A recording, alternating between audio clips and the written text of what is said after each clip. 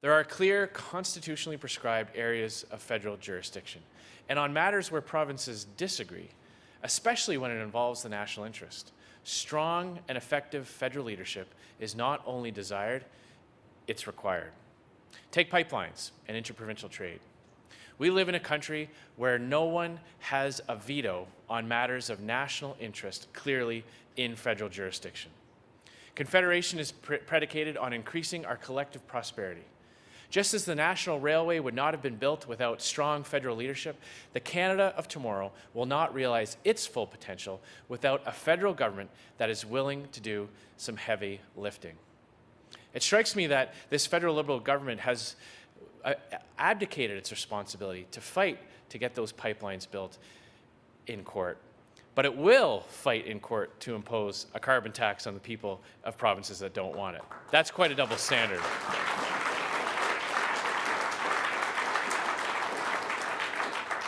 We need a government of Ottawa-knows-best.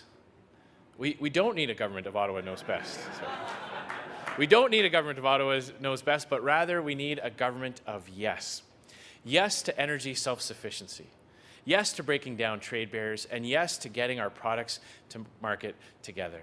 Nothing frustrates me more when I see so many groups and political parties protesting Western Canadian energy from being exported to Asia and other markets around the world. I see them tie themselves to trees and lay down in front of bulldozers, blocking Canadian exports of our resources.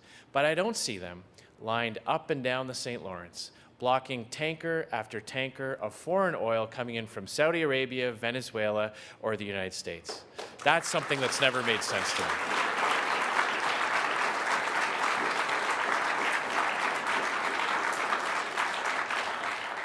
Conservatives have a vision of energy independence for Canada.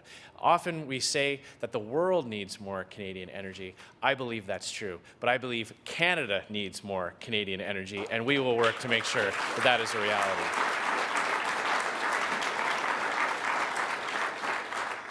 Avec raison, tous les Québécois et Québécoises sont très fiers de l'hydroélectricité, de la création d'Hydro-Québec et de son rôle dans le développement du Québec.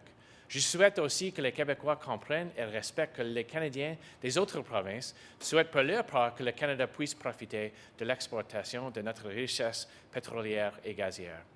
Quand la première découverte majeure du pétrole a été faite au puits Le Duc numéro 1 en Alberta en 1947, une vague d'espoir a déferlé dans l'Ouest canadien, comme quand les turbines des barrages de la rivière Manicouagan commençaient à tourner. Cette richesse naturelle a profité à toutes les régions du Canada. Nous possédons une des plus importantes réserves pétrolières du monde, après l'Arabie saoudite et le Venezuela, mais nous sommes incapables d'en profiter pleinement à cause d'un manque de pipelines. C'est un obstacle comme l'hydroélectricité n'a jamais connu. C'est pourquoi j'ai proposé récemment la création d'un corridor énergétique pan-canadien. Il va de soi que cela ne se fera pas contre la volonté d'une ou de plusieurs provinces. Je souhaite que tous les Canadiens, y compris les Québécois, reconnaissent qu'il y a assez de place au Canada pour une industrie pétrolière et une industrie hydroélectrique dynamique et concurrentielle.